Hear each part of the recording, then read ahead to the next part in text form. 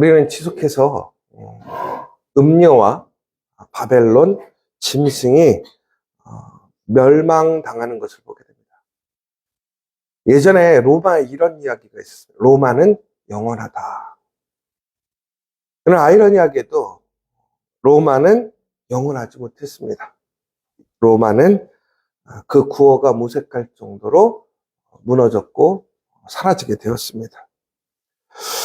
오늘 그 결과로 인해서 오늘 땅과 하늘에서 모두가 함께 하나님께 예배드리는 오늘 감사의 예배, 축하의 예배를 오늘 우리 19장에서 우리가 볼 수 있습니다.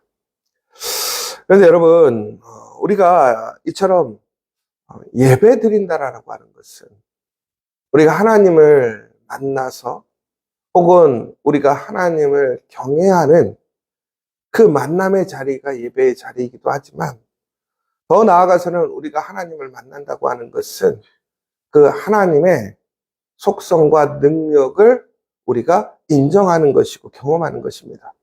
다시 얘기하자면 우리가 오늘 하나님께 예배 드린다라고 하는 것은 전국에는 어떠한 것들도 하나님을 이길 수 없고 하나님은 그 모든 것들 위에 계시는 하나님이심을 우리가 선포하고 감사하는 것입니다.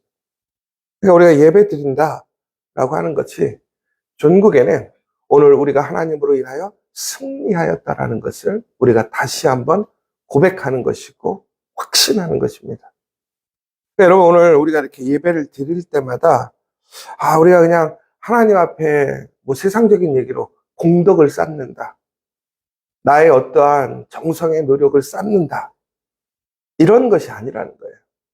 오늘 내가 예배에 참여했다라는 것은 바로 그 하나님이 살아계심을 우리가 믿고 확신하고 고백하는 것이고 더 나아가서 우리가 그 예배를 통해서 하나님을 찬양하게 될 때에 우리는 반드시 그 하나님이 찬양받으시기에 마땅하신 분임을 우리는 선포하는 것이고 더 나아가서 그러기 때문에 우리는 어떠한 상황에서도 그 예배 드림을 통한 승리의 예배, 감사의 예배, 찬양의 예배, 축제의 예배가 될 수 있다는 것입니다.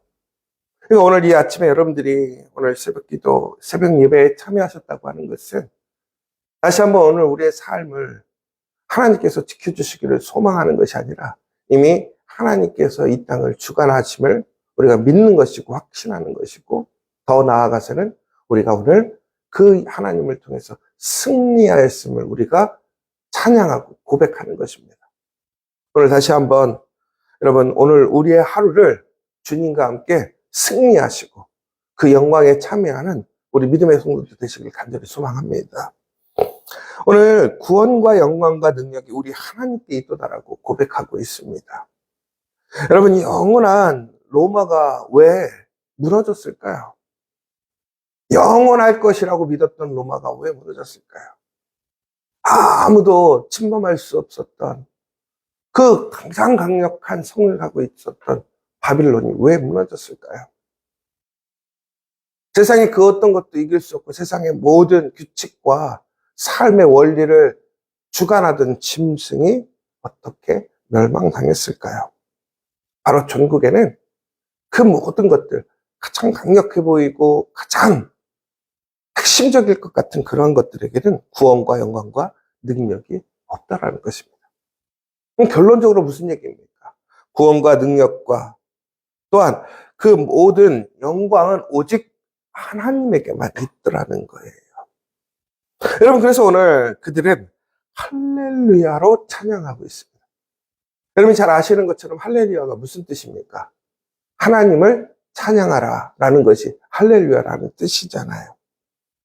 여러분 그런데 오늘 이것이 단순히 그저 할렐루야 하나님을 찬양해요 이러한 어떤 그냥 일반적인 말이 아니라는 거예요. 오늘 하나님을 찬양하라고 요구하고 있더라는 것입니다. 여러분 이 유대 전통에서는 할렐루야는 결국에는 아무 때나 하는 게 아니에요. 예전에 우리 그런 거 있잖아요. 목사님들 올라오시면 우리 할렐루야로 우리 목사님 맞아줍시다. 그러면 목사님 나오셔서 할렐루야 그러면 사람들이 아멘 이렇게 하잖아요. 여러분, 그런데 그것이 맞느냐, 틀리느냐. 근데 그게 맞을 수도 있고 틀릴 수도 있거든요. 왜 그러냐면, 이 할렐루야라는 것이 결국에는 종말의 때와 연결이 된다라는 거예요. 무슨 얘기입니까? 종말의 때라는 것은 심판이 임하시는 것이고, 선과 악이 나뉘는 것이에요. 누가 진짜 하나님인 것인가가 드러나는 시점이 바로 종말의 시점이란 말이에요. 그런데 우리는 왜 하나님을 찬양하라고 요구하고 있고 또한 요청받고 있느냐라는 것이죠. 존구에는 오직 하나님만이 우리를 구원하실 것이고 영광을 받으실 분이시고 능력 있으신 분이다. 그러니까 우리는 어떻게 하는 거예요? 하나님을 찬양할 수밖에 없는 거예요. 결국은 그 종말의 때에 우리가 하나님을 찬양한다라는 것은 그것을 인정하는 것이고 그 은혜에 머물러 있다라는 것입니다. 여러분, 그런데 기억하셔야 될 게, 여러분, 지금이 바로 종말의 때라는 거예요. 여기서 우리가 해야 할 일이 뭐냐면 하나님을 찬양하는 일이라는 거예요. 할렐루야를 외치라는 거예요. 그러니까 여러분, 속된 얘기로 여러분들 오늘 누구를 만나셨을 때 인사할 때 안녕하셨어요, 식사하셨어요, 몸은 괜찮으세요, 이렇게 인사하는 것이 아니라 어떻게 해야 되겠어요? 할렐루야라고 인사해야 한다는 거예요. 그런데 그것이 아무런 의미 없이 그냥 노래의 어떠한 반복절이나 취임어가 아니라는 거예요. 이 할렐루야라는 것은 결국 무슨 얘기입니까? 하나님이 하나님이시다라는 거예요. 하나님이 찬양받으시기에 마땅하신 분이라는 거예요. 예전에 어떤 분이 그 얘기를 했어요. 요즘에 우리 찬송가와 복음성에 대해서 한동안 그런 얘기가 있었잖아요. 찬송가는 좋은 거고 복음성은 나쁜 거다. 그런 얘기들이 있었잖아요. 여러분들은 어떻게 생각하세요? 찬송가는 좋고 복음성은 나쁜 거라고 생각하세요? 여러분, 그런데 보면 솔직히 요즘에 우리가 가장 정서적으로 위안을 얻고 또 은혜를 받는 것은 찬송가세요? 아니면 복음성가세요? 아마 대부분의 많은 사람들이 이렇게 얘기하면 찬송가가 조금은 더 내 마음에 맞고 은혜가 됩니다 라고 얘기를 하실 거예요. 그런데 아직도 원론적으로 얘기하자면 찬송가, 복음성가가 꼭 그런 것은 아니지만 대체적으로 큰 차이가 하나 있더라는 거예요. 그게 뭐냐? 찬송가의 주체는 하나님이고요, 복음성가의 주체는 나예요. 가사들을 잘 보세요. 여러분, 엄밀히 보면 찬송가도 그 시대의 유행가예요. 유행의 곡조고 유행의 템포라는 것이죠. 그런데 이 찬송가는 핵심이 뭐냐면 오직 하나님이 하나님이시고 하나님이 영광 받으실 분임을 찬송하고 있더라는 거예요. 그런데 복음성가는 하나님이 목적이 아니라 우리가 어떻게 위로받고 어떻게 힘을 얻고 혹은 우리가 어떻게 하나님의 그러한 승리에 참여하게 되는지. 그러니까 결국에는 그것을 이루시는 분이 하나님이시겠지만 그 대상과 그 목표가 조금은 차이가 있더라는 거예요. 여러분, 그러니까 어떤 찬송이 좋은 거고 어떤 복음성가가 좋은 거냐. 여러분, 결국에는 우리가 하나님을 찬양하고 있는가. 할렐루야로 하나님의 찬양받으시기에 합당하신 분임을 고백하고 있는가가 중요하더라는 거예요. 그러니까 찬송가가 중요한 거냐 복음성가가 중요한 거가 아니라 이 두 가지가 모두가 다 동일하게 오직 하나님을 할렐루야로 찬양해야 한다는 거예요. 여러분, 그런데 왜 우리는 하나님을 찬양하는 것보다 왜 우리가 위로받기를 원하고 우리가 무엇인가를 소망을 얻고 희망을 얻는 것에 더 관심이 많을까요? 종국에는 하나님의 그 마지막 날이 아직 오지 않은 거예요. 그러니까 당장 내 눈앞에 나의 피로와 혹은 나의 힘듦과 어려움을 달래주고 만져줄 것이 좋은 거죠. 여러분, 그렇게 치자면 유행가하고 무슨 차이예요? 여러분, 유행가 그런데 왜 우리가 예배 시간에 안 부르죠? 하나님 이름 안 들어가서 그런가요? 여러분, 그런데 요즘엔 교회에서는 그런 유행가도 많이 부르더라고요.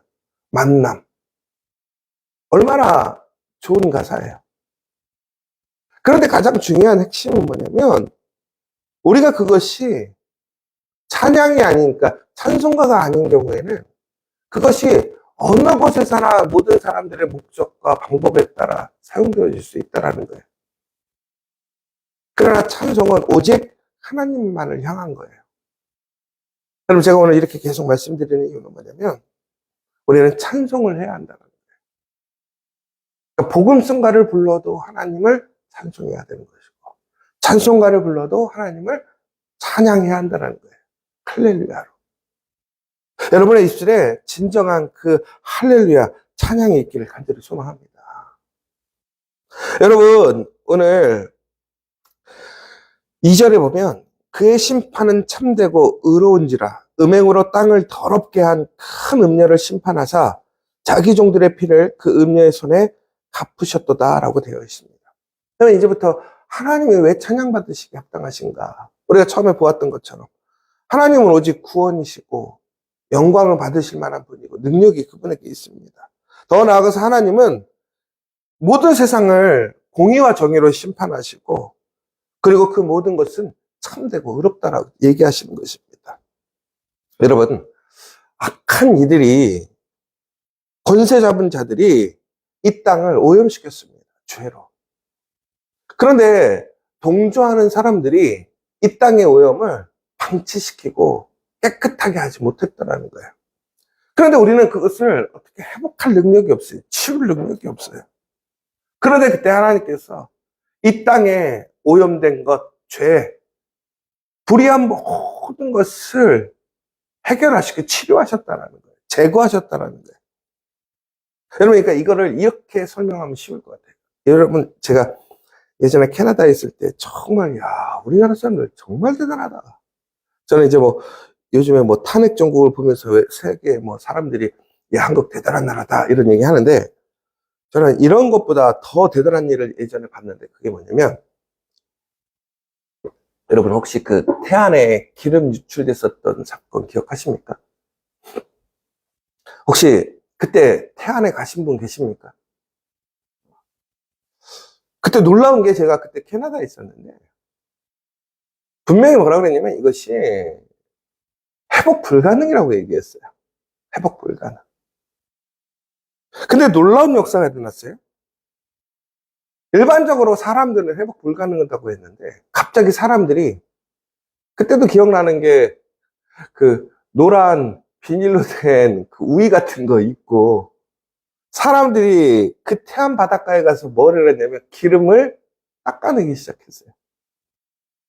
여러분 생각해보세요. 그 바다의 기름을 물에 떠 있는 거는 어떤 기계 장치와 배를 통해서 이렇게 모아가지고 이거를 다 빨아들여서 해결은 되더라고요. 근데 그것이 바닷속에 깔리는 것은 어쩔 수 없지만 빠른 방법을 통해서 그거는 해결할 수 있었어요. 그런데 가장 큰 문제가 뭐였냐면 바로 그 해안가에 몰려온 그 기름들이 땅에 흡수돼 버린 거예요. 상당히 넓은 그 태안의 지역을 그 기름이 다 오염시켜 버렸어요. 사람들은 도저히 불가능하다고 했어요. 이것은 이 오염을 제거할 수 없을 것이라고 생각했어요. 근데 놀랍게도 우리 대한민국 사람들이 한 마음으로 다 태안으로 달려가서 돌 하나하나를 기름때를 닦아냈잖아요. 여러분, 그런데 지금 태안이 어떻습니까? 태안 가서 고기 먹어요, 안 먹어요? 먹어요. 태안이 예전하고 비교하자면 혹시 이게 예전에 사고가 있었나? 이런 생각이 들 정도로 그냥 일반적인 평범한 바다가 되었습니다. 여러분, 그런데 만약에 그때 우리가 손 쓰지 않았다면 어떻게 되었을까요? 지금 태안의 그 바닷가는 죽은 바닷가가 됐어요. 그저 자연적으로 처리되기를 원했다면 아마 그곳은 이제 겉으로는 괜찮지만 속에는 아직도 그 오염된 기름으로 범벅이 되어서 어떤 생물도 살 수 없고 회복될 수 없는 그러한 땅으로 지금도 아마 이름 지어지고 아무도 그곳에 가지 않을 거라는 거죠.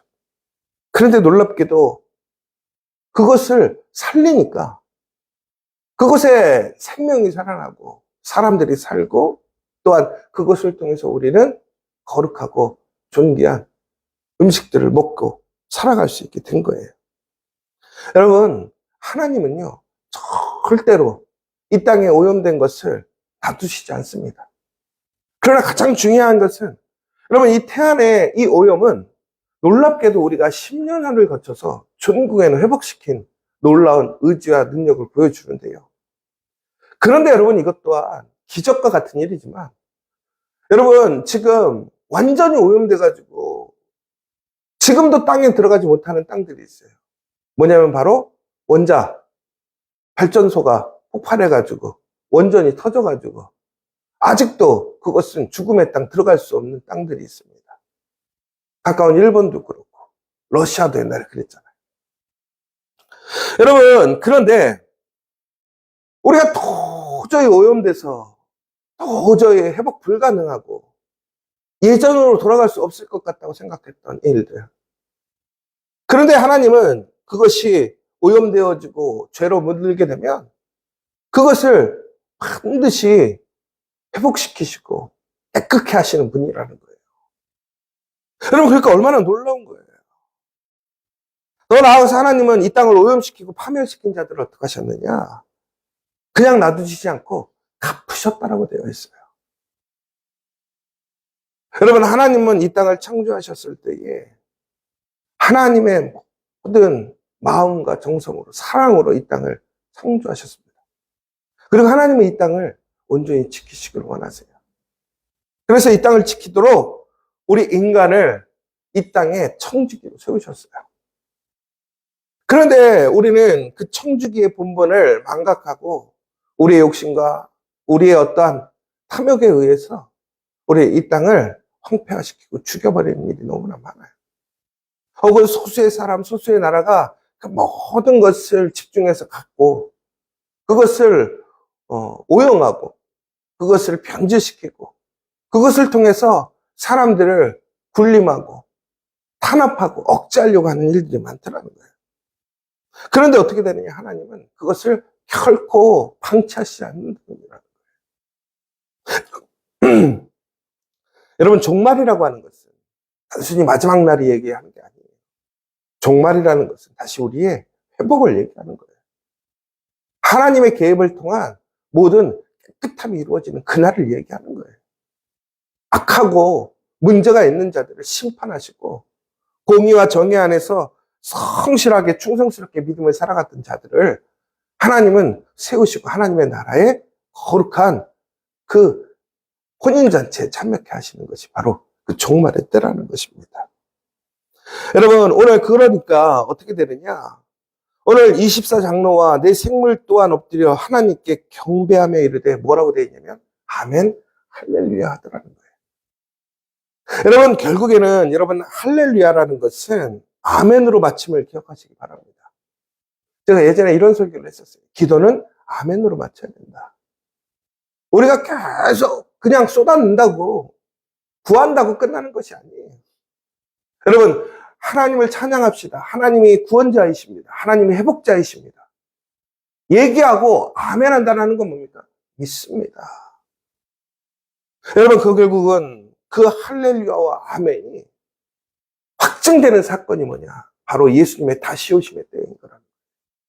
그런데 오늘 그 증거를 이 땅에 사는 사람들뿐만이 아니라 하늘에 있는 이미 하나님의 놀라운 은혜 안에 하나님의 나라에 속해 있는 자들마저도 그것을 인정하고 하나님 앞에 무릎 꿇고 하나님을 할렐루야로 아멘으로 고백하고 있더라는 거예요.